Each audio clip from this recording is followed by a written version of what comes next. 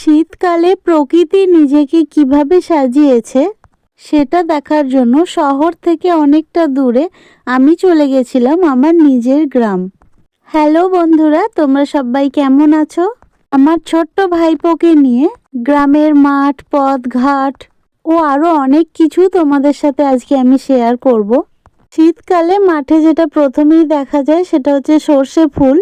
দেখতেই পাচ্ছ কত সুন্দর দেখতে লাগছে। যারা গ্রামে থাকো তারা তো জানোই, আর যারা শহরে থাকো তারা হয়তো সবসময় দেখতে পাও না। তাই গ্রামে ফিরেই প্রথমেই চলে গেছিলাম মাঠে। আর আমার সাথে সব সময় যে থাকে সেটা হচ্ছে আমার ভাইপো। এরপর মাঠ থেকে ফিরে ছাদে কিছু ফুল গাছ লাগানো ছিল, সেগুলো তোমাদের পরে শেয়ার করছি। এখন যেটা দেখাচ্ছি সেটা হচ্ছে প্রাকৃতিকভাবে তৈরি করা একটা বাগান, যেটা আমার বাবা আর দাদা মিলে তৈরি করেছে। এখানে সমস্ত রকমের শীতকালীন সবজি চাষ করা হয়েছে, কোনো রাসায়নিক বা কৃত্রিম সার ছাড়াই। তো বন্ধুরা, এখানে দেখতেই পাচ্ছ ফুলকপি রয়েছে, এগুলো আরো বড় হবে। আর এই বাগান পাহারা দেওয়ার জন্য যাকে না দেখালেই নয় সেটা হচ্ছে এটাকে কি বলে, কে কে জানো আমায় কমেন্ট করে জানিও। এরপর দেখো বাঁধাকপি রয়েছে, আর কি কি রয়েছে আমার ভাইপো সেগুলো বলছে। বাঁধাকপি, ব্রকলি, পালং শাক, ধনেপাতা, বিট, গ্রিন বাঁধা। যাই হোক, এটা গ্রিন বাঁধা নয়, এটা পার্পেল বাঁধাকপিগুলো। এছাড়া মূলো, পালং শাক, লাল শাক, বিনস, শুঁটি, সিম, টমেটো, বেগুন।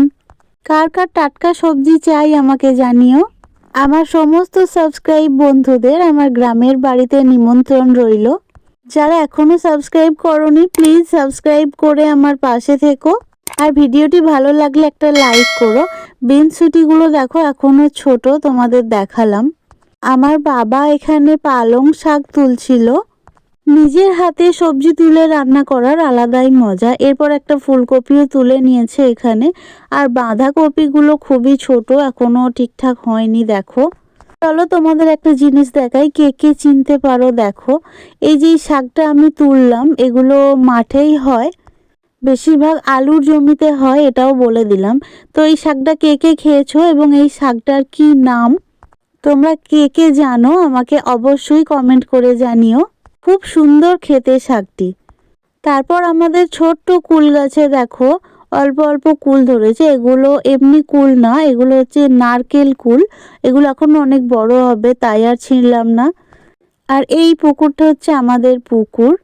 এরপর আমাদের ছাদের বাগানে কিছু ফুল গাছ লাগানো হয়েছিল, সেগুলোই তোমাদের সাথে শেয়ার করছি।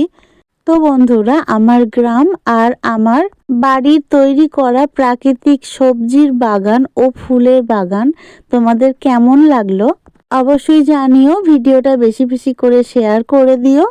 নেক্সট আমার আর্ট অ্যান্ড ক্রাফটের ভিডিও ও বর্ধমানের ঐতিহ্যবাহী জায়গাগুলোর ব্লগ ভিডিও তোমাদের কাছে খুব তাড়াতাড়ি চলে আসবে। টাটা বন্ধুরা।